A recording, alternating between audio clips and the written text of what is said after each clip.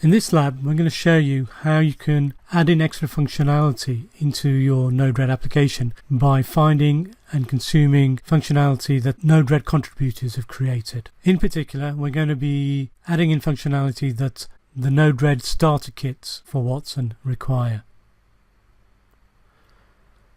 The link for the starter kits is in your PDF file, so we'll just click on that. And this is the landing page for the starter kits. They showcase various Watson functionality, but they need some prereq additional nodes. If we go into the Node-RED library, you can find all sorts of nodes and sample flows. So if we search for microphone, there is a Node-RED contrib browser utils, which also has a camera and a file upload capability. If we search for play audio, there is a contribution that will allow us to play audio. There's also a dashboard which we're going to add in, and also some media capabilities which we'll use in Lab 4. So these are the 4 lines I need to add in, which are on the starter kit landing page.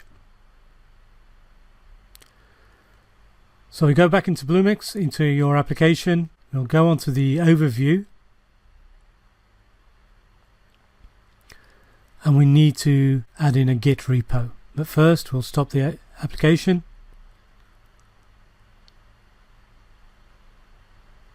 We'll add in a Git repo, and once a Git repo has been created, we can edit our code.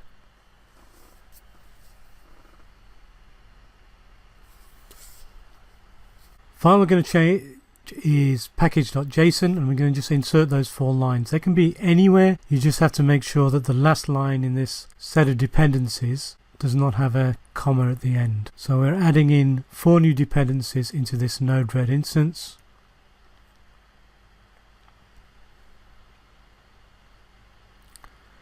And we're being warned that we're mixing tabs with spaces because I just put in some tabs. I could leave it like this, and it's cleaner to get rid of those warnings. So I'll just change the tabs into spaces.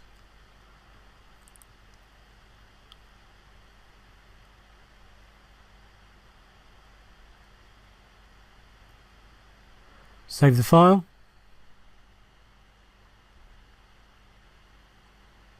And we're also going to change the manifest YAML file. We're going to add in some more memory, and this is because the nodes we've created make use of temporary storage to store blobs for audios and temporary files. So we give it a bit more memory, save the file, and now we can deploy the application. Wait for it to deploy. It's going to take a few minutes, and we open the application.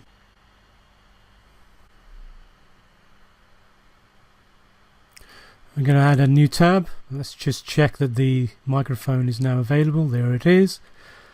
Let's give the tab a name. It's going to be the interpreter flow. Before we build it, let's going to test our microphone and the quality of the audio that our microphone is producing. So we'll add a microphone.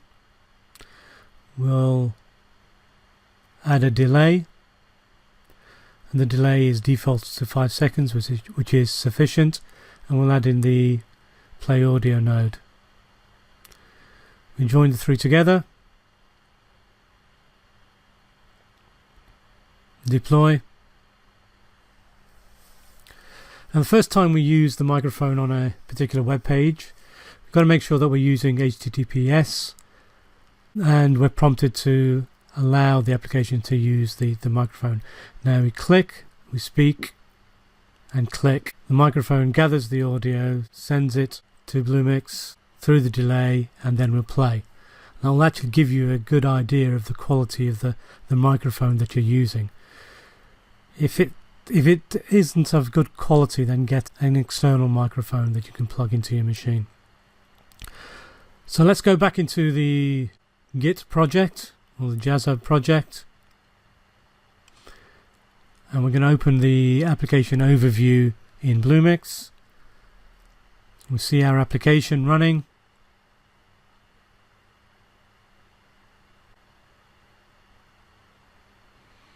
And we're going to add in some more services. So we'll connect new.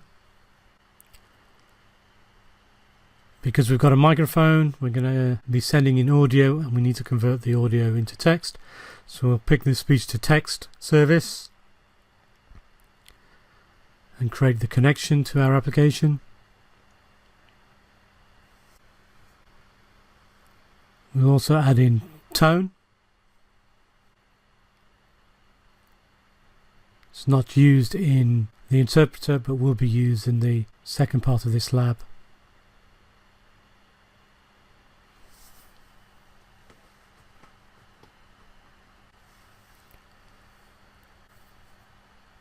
And because we have a play audio node, we'll convert text into speech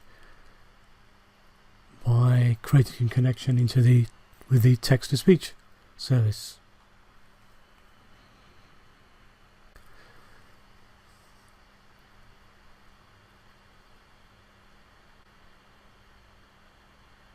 So now we're ready to restage. Previously we'd been hitting cancel, of course. Now the interpreter flow that we're going to be creating looks like this. It's fairly simple. So let's go back into our Node-RED flow. We'll break the links that we have. The microphone will feed into speech to text, and text to speech will feed into the play audio.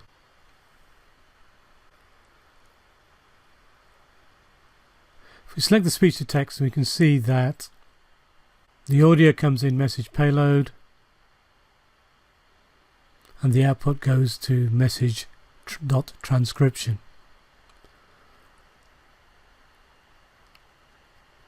So let's just set the language.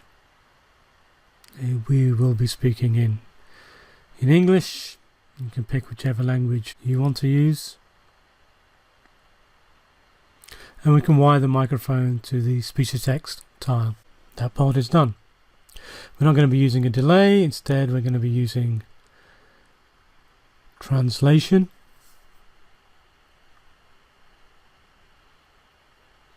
Now, if we select the translation node or translator node, we see it expects its input in payload and will put its output on message.translation. The full response, but the shortened response is on message.payload.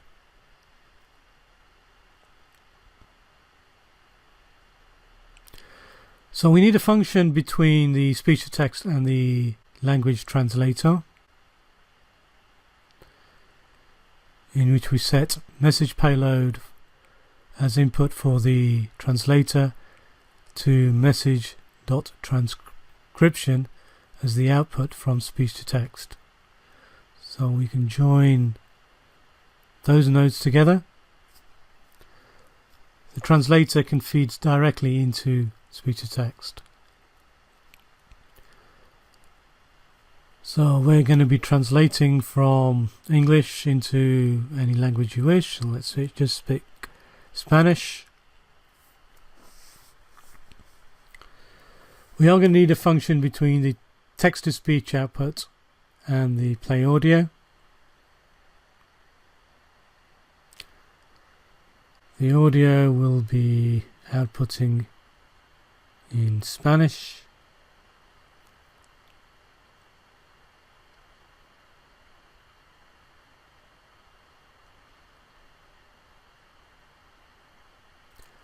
And we need to set message payload as the input for the play audio node as to the message.speech, that is the output from the speech to text node. We're now ready to deploy and test our application. And this time we will not be prompted. We'll just hit the microphone, speak, and hit the microphone again, and then watch the message package as it flows through our nodes. And then we can hear the response. So you've now added in new capabilities into your Node-RED instance, and you've been able to use a microphone input into speech to text and into the rest of the flow.